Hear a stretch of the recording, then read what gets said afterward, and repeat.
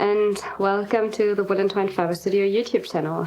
My name is Jule and I'm the dye and maker behind Woollen Twine Fiber Studio, which is a small creative space located here in northern Germany, where I play with botanical dyes and natural yarns. Welcome to this new video. I am recording this today to introduce you to a new yarn base that I am launching, and that is very special to me and a very cool new creation, I must say. And since it's always easier for me to give you a bit of a feel of the yarn and, you know, talk to you about it in video form, I was thinking of recording this preview and give you all the details and info about this new yarn base to see if it might be for you or if you're interested in it. As a quick disclaimer, there will be info on this one also in written form, so you will find it on my base page, and there will also be pattern suggestions that I'm going to share a bit more at the end, just so you can be sure about what you could make with this yarn. And also for inspiration, I have made 2 samples that I'm going to share with you. And I guess without further ado, let me start sharing about this new yarn with you. So the new yarn that I'm talking about is this. It is called Rift. And it is a worsted weight woolen spun yarn that is all from European fibers with as little transportation as possible and spun on very old machinery, which I absolutely love. So let me tell you a little bit about this base. It is made in France by a very small family-run mill that uses very old machinery, and I love how they kind of pass on the knowledge from one to the other and from one generation to the next. And I really like how they approach making yarn, because they also try to really support the local wool industry in France and to kind of cherish what's there and work with older breeds, and, you know, just try to be mindful about their how they use their resources. And yeah, it very much aligned with my values, so we kind of thought of making a custom spun yarn base for Woollen Twine, and this is the outcome. Rift is called Rift because it has a bit of a geological inspiration behind it, and that has to do with the fiber content that is in this yarn. So without further ado, let me start sharing it with you. So this yarn is a composition of 75% merino d'Arles, which is a French merino crossbreed, and a Portuguese type of merino. I think it's called alentejo. Don't quote me on that. I don't know if I pronounce it correctly, but I'm going to write it somewhere on the screen so it's correct. And that is a merino type crossbreed that has a lot of different brown to black shades. And what's really cool about this is that actually the mill that I work with wanted to support and kind of grow the wool industry in the Central Massif in France. So they actually moved some of these originally Portuguese merino type sheep to the Central Massif and supported the local industry by, you know, introducing this new sheep breed that is very great for different things. You know, they're not only kept for wool production, but they are also great meat sheep. Same goes for the merino d'Arles. So I suppose because the European wool industry, or in general the history of European wool, has very rarely been about, you know, growing wool or like keeping sheep for growing wool. Most of the time it needed to be some kind of hybrid in order to be sustainable for the shepherds. So both of these breeds are also kept for landscape care and also meat production. But actually, the merino dalle, together with the rambouillet, or rambouillet, as people would say in the English community, are the softest sheep breeds that we get in the European area, with like up to 21 micron, which is a very fine wool. And it's very short stapled and more crimpy, so it's a very soft type of fiber. And therefore, merino dalle is very sought after as well. And it's only available in a couple of regions in France, so it's a very special that I was able to get some of this very special fiber. And together with the alentejo merino, that is a dark brown, it results in this beautiful heathered look of this yarn that I really, really like. So yeah. This is what it looks like. It's a beautiful oatmeal-y grayish shade, I would say. It's more warm than a gray, but it's also not the warmest beige. I think it's super versatile and would suit many, many skin tones. But yeah, that comes from the natural sheep color. So they have been blended to this beautiful natural color. And yes, about the name, I was mentioning the two breeds that this yarn consists of. So the merino dalle sheep, especially the flocks that gave the wool for this specific yarn. So they are located in the Provence area in France, which can get relatively warm. So during the summer, usually the shepherds move the flocks up the hill for more cooler temperatures.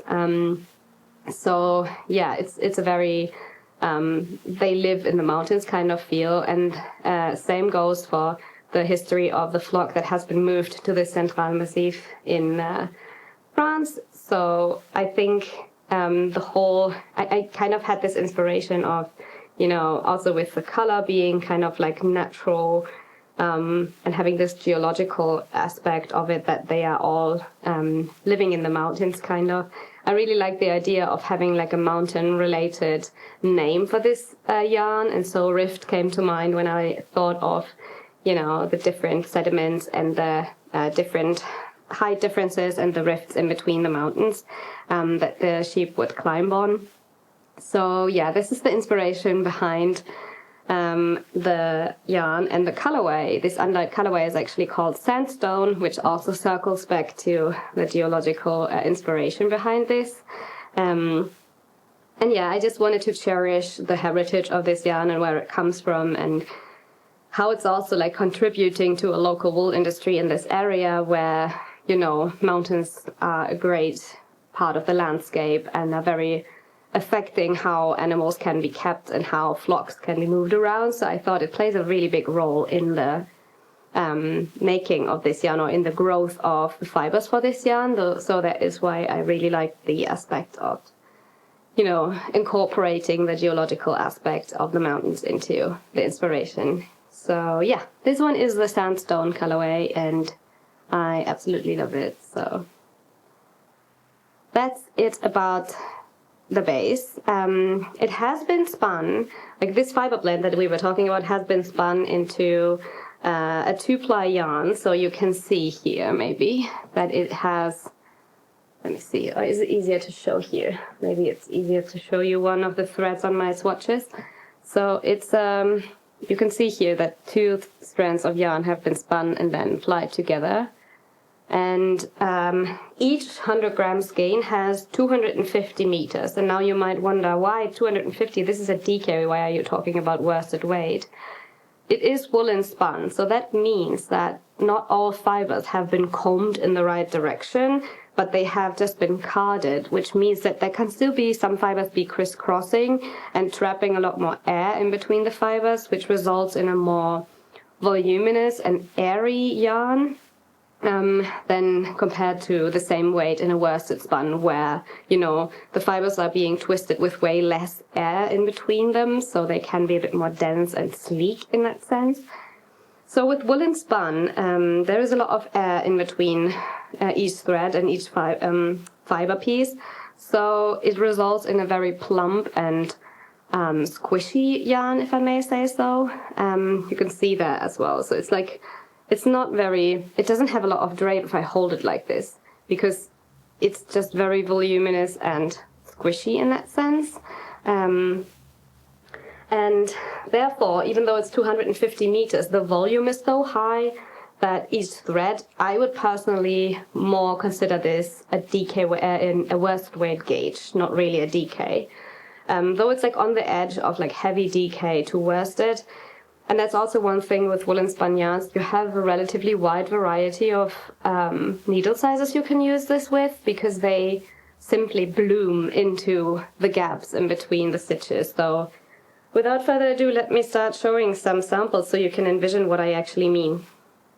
So this one is an 18 stitches, I'm talking about 10 centimeters, so this is an 18 stitch gauge on 4mm needles. So you can see that it's relatively matte, but also very plump and squishy.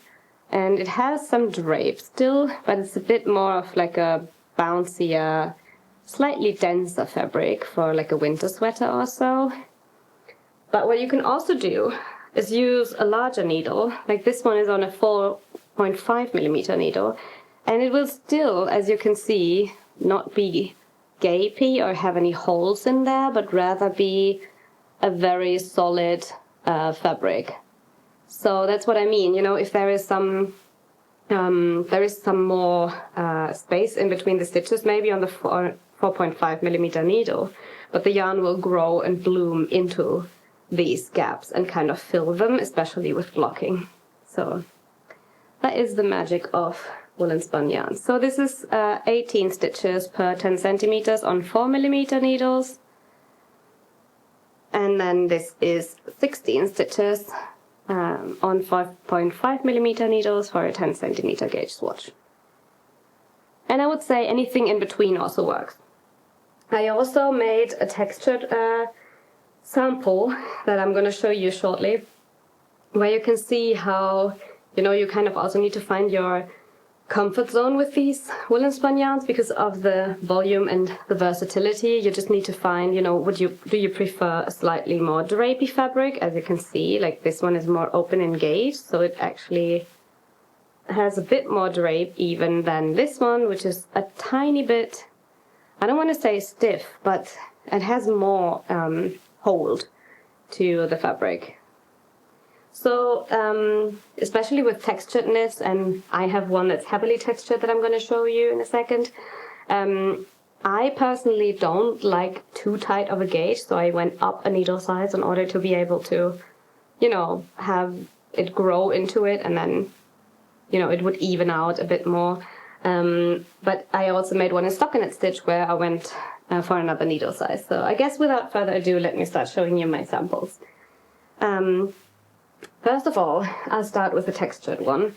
This is something you might have seen on my Instagram recently already, because I finished it a couple of weeks ago. But this is my Creole cardigan by Rebecca of the Creole Bayer, and it is an all-over textured honeycomb and seed stitch pattern that has this even down the sleeves. You can see. It's very heavily textured, and for me, I mean, I know that honeycomb does block out quite a bit more, but I don't know where they are. I had some of the swatches that I initially made that turned out way too tight for my liking, personally. So I went up a needle size and I made this one on 5mm needles, and you can see that it has a beautiful, nice drape and is not anything like stiff or so. Definitely recommending this pattern. It's I kind of envisioned a classic 90s inspired cable sweater, and this one was the perfect match, I guess. And it's so warm, like especially with the air trapping in between the fibers of the woolen spun yarn. It's very, very warm. And yeah, I absolutely love it. I should maybe close the buttons down here. But yeah, the pattern is also very lovely. The sleeves are a bit more on the fitted side, But I guess it's also difficult to make very oversized sleeves with this kind of texture on it. So just so you are aware, but yeah, this is a recent release by Rebecca, and I think it's just very pretty.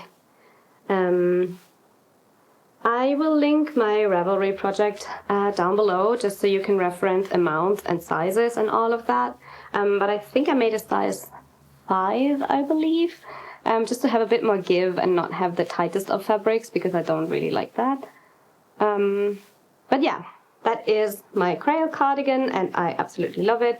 Worked on 5mm needles in the new wrist base in just the undyed shade. The next sample that I want to show to you is my most recently finished object, and I'm quite happy because I managed to finish this before I fell on my wrist recently. It's now hurting. So I'm glad that I managed to finish it, and it is an upcoming release. This is my simple slouchy sweater by Mono Knit Editions, and she is a super clever knitwear designer who focuses on like more minimalistic kind of garment designs, and this is one of her new patterns. It's coming out, I believe, on the 1st of December, depending on when you're watching this. It might be out already. If it's out already, it's going to be linked below, or it's going to go out shortly. But yeah, this is just a very oversized drop shoulder construction sweater with these super generous sleeves. And I have to say that this has been one of the most thought through patterns I've made in a while because, you know, it looks rather simple and minimalistic, but it has a lot of little tweaks that would make the fit better. So first of all, I really love the, how do you say, increases or decreases around the neckline. They are super neat. Plus, the shaping of the shoulders kind of is in a trapeze kind of way, so it would actually hug your shoulders super well. I'll make sure to also include some footage of me wearing this one. But yeah, that is one thing. And then the sleeves, because the drop shoulder, it drops quite down quite far on the arm. So this, she accommodated for that by making the sleeves slightly shorter and in a very interesting shaping. So they don't do a very tight decrease rate in the beginning. So at the beginning you start decreasing slowly, and then it makes a little rapid decrease to the cuffs, which resulted in a rounded, very elegant and cool fit, I think. And then she also incorporated some short row shaping throughout the body that makes the back not really like a lot longer, but in a way very well fitting. This is literally one of my best fitting sweaters I think I've ever made, even though it's oversized, like with so many details and all that. Highly recommend if you're on the lookout for a slouchy, cozy sweater. It also has some decreases down the sides, and then a tubular bind off in the bottoms of the hems. And I absolutely love this. And for this one, because it's stockinette stitch, I used 4mm needles with rift. So a full needle size smaller than my Crayon cardigan. So that's just explaining how the gauge swatch actually changes with whatever texture you might make. And especially with woolen spun yarns, because they have such a variety that they can be knit on.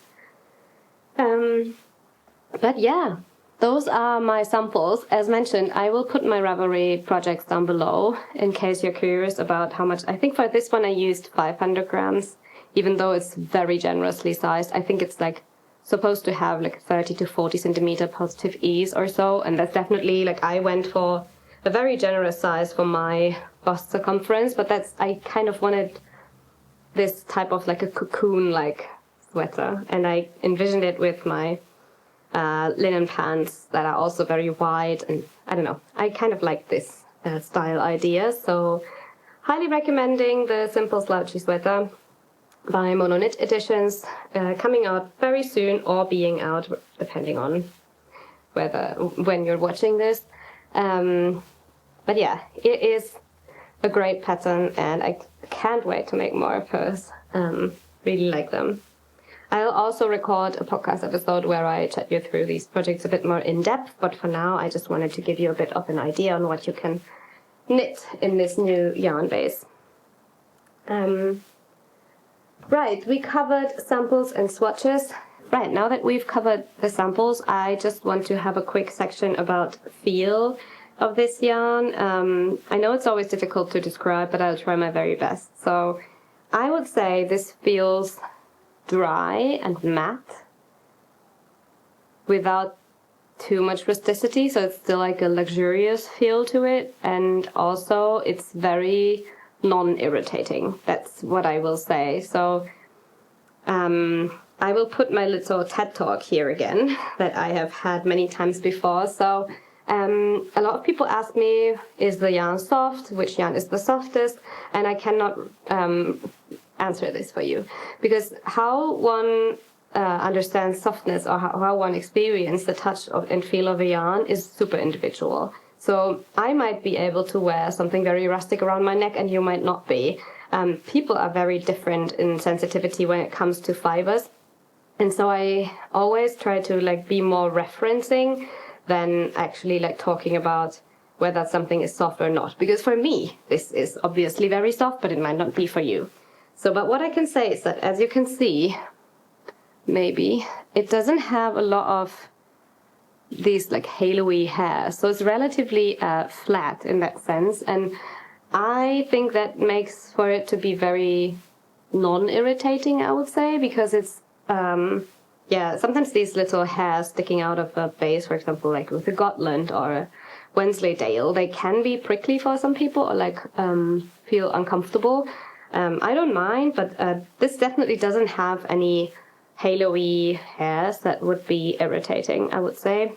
It is very soft, but with a nice rustic touch to it, if I may say so. So I guess if you're slightly more sensitive, but you want to dabble into rustic yarns and you've been trying things in the shop like Latlopi or Plötulopi and it was way too rustic for you, this is completely different. It's very smooth on the surface still, so I definitely recommend you give it a go. I can, if I would compare it, if, like, this is the only thing that I can do, like, if you have trouble imagining how the yarn might feel, you can email me about yarns that you have been finding too itchy for yourself or not really been able to tolerate, and then others that you actually like, and I can try to compare it. I would say, if I compare it to more well-known brands, I would say it's softer than, for example, a Tuku Wool or a Jameson and Smith. More towards the De Rerum Natura range, which obviously also is merino dull, so close to that in the fiber content. So I would say, yeah, if you're used to Gilliatt, this feels very similar. De Rerum Natura or Ulysse. This feels super similar. It's just the ply definitely makes it more open gauge even. But yeah, it feels very similar. So yeah, so far about the feel. As mentioned, I'm happy to give you more info if you're asking about a specific yarn. I just always need a reference. Like, I'm not going to answer a question about if something is soft, because I cannot answer this for you and your own experience. So that is that. If you need some inspiration on what you can make with this yarn, I have curated a list of patterns on Ravelry and put it into a bundle that I have linked below in case you're interested in some pattern inspo. There are a lot of, I think, over 50 patterns that you can choose from, mainly garments, because I think this is such a garment yarn. Mainly because I think you can go quite oversized and you can make a very nice garment without it weighing down a lot due to the woolen spun character of this. But I also included some accessories in there, so there should be something for everyone. Yeah, I guess that is it for today's video. If you are interested in Rift, it's gonna come out, the first batch in this natural color is gonna come out soonish. You will find all the info down below. I'm going to post it down below. And yeah, that is it so far. As always, you can always email me at hello@woolentwine.com. And if there is something I was missing, feel free to reach out. And other than that, I hope this gave you a little overview of how this yarn behaves. Yeah, thank you so much for watching. I'm so glad to present this beautiful new yarn to you and hope you love it as well. Thank you so much and happy knitting. Bye!